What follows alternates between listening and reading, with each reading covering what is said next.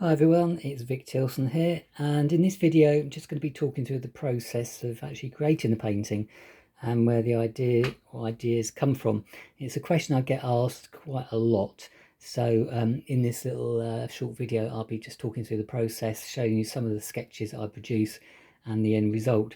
So in this case in particular, I was going through a phase of doing these round boards, and they're quite thick boards actually, and I'm combining the amalgamation design onto more kind of traditional painting, but you can see it does stand quite proud, and again you're getting that 3D effect. So the process to actually get to that is what we're going to be looking at today in this little video. So if we just move that out of the way. So as a rule, I'll always have one of these sketchbooks to hand, which are kind of handy. As a rule, I kind of sketch in the evenings mostly. I need quite a thick book, so I do get through a lot of paper, always have done. So I just draw the outline here, nothing particularly wonderful here, but this was the initial sketch I did, and I kind of wanted this kind of like a background, like a layered on effect, something going on behind the principal design. So I kind of latched onto this actually. I kind of like this little bit here, a little circle, and you can see what's going on behind it. So if we zap across a bit more advanced. So I've kind of fine-tuned it a bit here. So so I developed the circular bit there, added another small circle just to kind of balance it up a bit. The problem I've got with this is because I use a limited palette, and that painting in particular is only literally a couple of colours. You don't want the colours to clash, so like I can't have that red and that red because you're not going to see the defining line down the middle. So I wanted to separate those, and it was just making it too complicated just having that limited bit there. So what I did on the next version was I actually put this extra line going in down there. I've lost that line because I think it made it too complicated, and just shifted it across going right through the middle, a bit like a guitar in a way. But it gave me the opportunity to separate these two sides with completely different paint and give me a split down the middle. And two things, it gives you a bit of a more 3D effect, and just breaks up the paint as well. So I can't have like next to like, if you know what I mean, otherwise you just lose the definition. So kind of happy with that I've got there. As a rule, if I see something I like, I'll put a tick next to it, or I'll sign it off. Just tinkering around with it here, I've put this line in here now. I did have the line, just kind of mucking around with it. It's off center here, didn't work out on that that sketch. The problem is when you do sketching, I can say if you like something, 9 times out of 10 you won't be able to replicate it. So it's you've got to make sure you can replicate it. Drawn by freehand, that is the risk that you've got.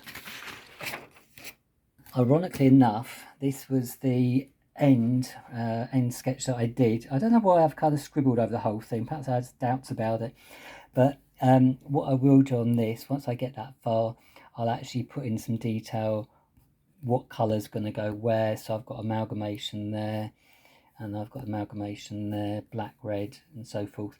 So you can see that it's pretty hard to kind of envisage what it is going to look like, but in my own little brain I can kind of suss it out.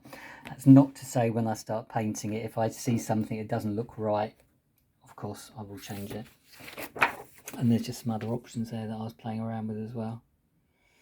The round canvases are quite interesting actually, because I did quite enjoy those. This is one I've yet to do. I've signed it off, I've done it last year.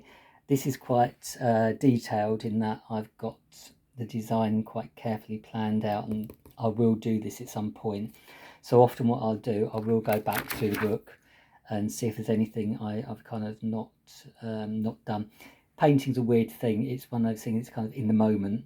Sometimes if you go too many months down the line, you go into a slightly different period, and it's not a good idea to go back because you just kind of lost the, I don't know, you lost something. You just lost that little thing that makes it a bit special. So if it feels right, I will go back to this because I do quite like the design. But it doesn't always happen like that. So books like this are really, really good. I use it to do notes as well. But you know, stuff like this, if I see something I quite like, sometimes it's quite nice just to relax, just to chill, just to have a bit of a scribble and do stuff like that. Sometimes you hit upon things that you like. This is another design that I do quite like. Not too sure how I'm going to incorporate that yet. It's a bit too simple really. But and then this one I did the other day actually, which was the other day. No, I quite like this as well. This is something I've got a bit of fascination with glass actually, but I haven't got any experience with the glass and I don't know how to do it. But I would like one day, maybe in cooperation with somebody, to do like a stained glass window. And I just felt this was a design that I quite liked. Very simple, a bit Art Deco-y kind of thing.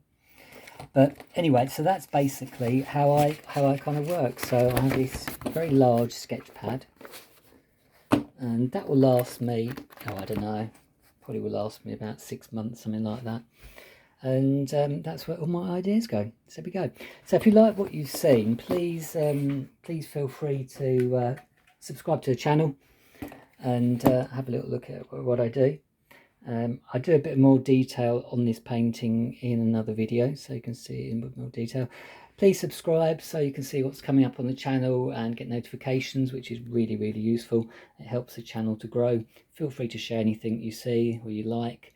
Lots of different stuff on here, so there's probably something for everybody, to be honest.